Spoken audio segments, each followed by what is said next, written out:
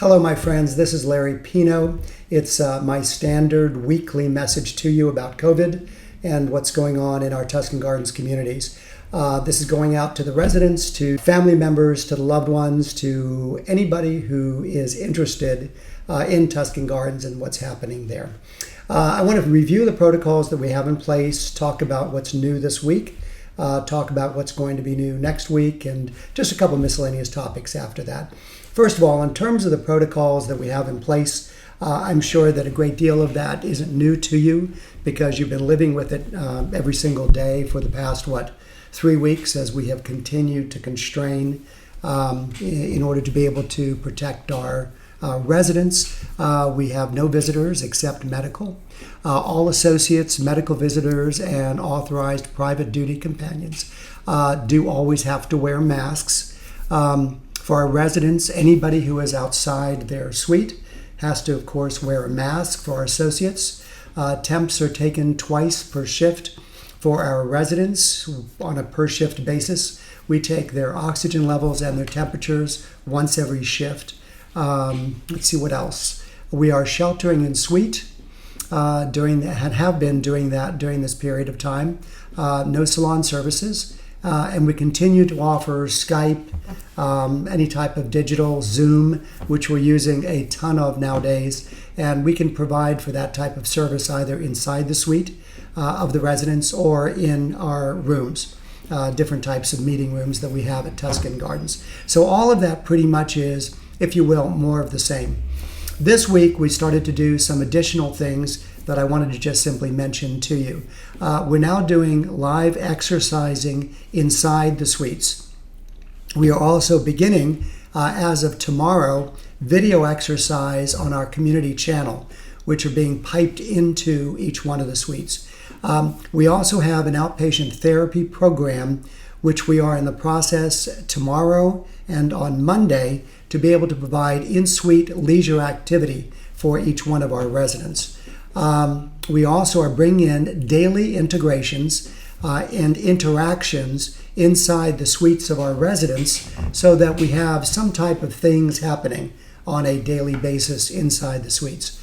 In Palm Coast, we are now providing, as of today, we are reintegrating outdoor activity for our residents. It's not going to be happening daily, but we do have a structured plan in place where a caregiver and a resident will have outside time because we have to get the residents back outside into the fresh air and the sun. We're going to begin a process similar to that in Venice, but we're not starting that until Monday. Reason being that we have twice as many residents in Venice as we do in Palm Coast. And it's not only a question of the residents and the caregivers, but it's also a question of making sure that we have adequate protective gear in order to protect all of our residents. And of course, caregivers always have to wear the masks also. So all of that is actually happening on a day-by-day basis. And as you can tell, now that we feel comfortable and that we have, secured the community and that we have been sheltering in suite, now we want to be able to make sure that we give the residents the opportunity to be able to get some fresh air, but we have to be able to do that in a safe way. With respect to the COVID tests which have occurred, a couple comments. We have certainly had COVID tests which have been administered to associates or to residents, as the case may be.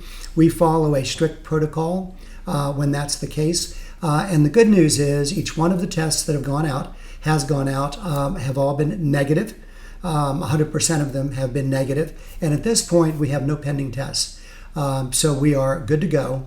And we continue to remain comfortable that while we are tight in our restrictions, the simple fact of the matter is we do everything in our power to make sure that our residents are protected.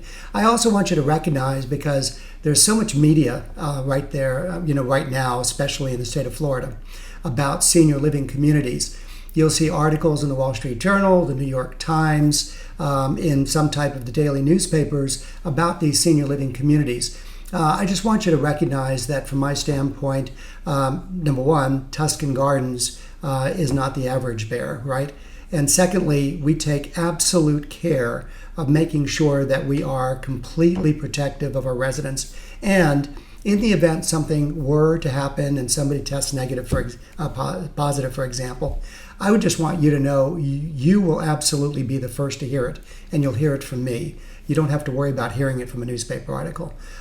So rest assured and be comfortable that our associates and the leadership teams in our two communities are taking really good care of your loved ones, and we're making sure that everything in our power is there to continue to support your loved ones who are there.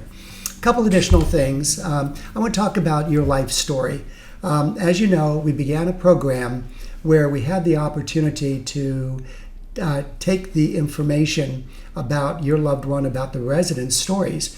These are incredible stories about unbelievable lives. And you know what? There's not a lot of activity happening because of COVID. So we wanted to use this as an opportunity to really capture that story and to be able to put it in print so that you end up with just a real gemstone that you can keep in the family and give to children and grandchildren's children.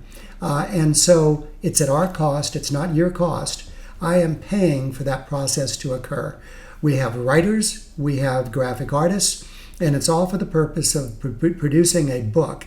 So I want you to be aware of it.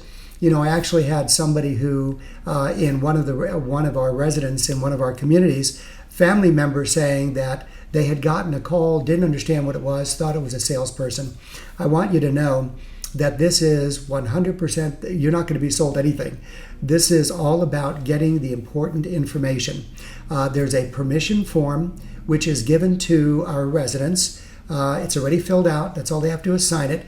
And it's that permission which gives us the right and the opportunity to be able to have a writer call and get a bunch of information.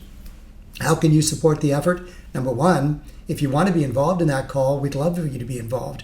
For those residents who are involved with their family members, we have heard that it's a very special time.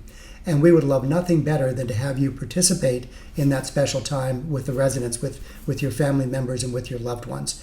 On the other hand, we've also had a resident who wanted to do it 100% without the family member because it was going to be a gift to her daughter, which was just a special thing, brought tears to my eyes. And so be aware that that's what's happening in the community right now. You may be participating in it if you'd like to participate. We'd love to have stories from you. And we would also love, by the way, to have photos and memorabilia and other things which are very significant to your family and to the resident and to the resident's life. So that's your life story. It's capturing the life story of the resident. I just wanted to make sure that you knew. One final thing, you will get on the bottom of the screen this telephone number, but every Wednesday at 1 o'clock, they do a group call for the participants, and it's done by an interviewer, and it's just really as a moderator, if you will. And they can get on the phone and they can just talk, and it brings back recollections and memories and experiences, and it's turned out to be very wonderful, and it's something that I think they would enjoy during this particular time that we're experiencing on the globe at this point, but certainly in America. The telephone number is 888-475-4499. It's every Wednesday at 1 o'clock. You can call into that number. The residents can call into that number, and they can participate in that. Okay? I think that's about it. I just wanted to finalize by saying that I'm doing these once a week, but we also are on social media constantly. We have a Tuscan Gardens for the entire organization. We have Tuscan Gardens of Venetia Bay, Tuscan Gardens of Palm Coast, Tuscan Gardens of Delray Beach. Go on social media. You'll see unbelievable. Like we did a dance contest, and they were dancing in the hallways at Palm Coast last evening, and it was just delightful video that we posted on social media. So if you'd like to be able to take a look at that, please be sure to go onto social media and Facebook, Instagram, all of the typicals, and take a look at what we're actually doing in Tuscan Gardens. It will absolutely warm your heart. You know, our first and foremost mandate as Tuscan Gardens and as assisted living is to make sure that we attend to the health, the safety, and the security of our residents. At the same time, our second mandate is to take care of their welfare and their well-being, and that's important. And our job is to balance those two things, to make sure that we keep everybody safe, but at the same time be conscious of the psychological and the physiological, the emotional considerations for that. Just know that we consider it to be an honor, but also know that we take that responsibility extremely seriously and we don't take it for granted. So that's it for today's message. I wish you well. Have a wonderful Passover or Easter, and thank you so much for caring about Tuscan Gardens and for caring for this family.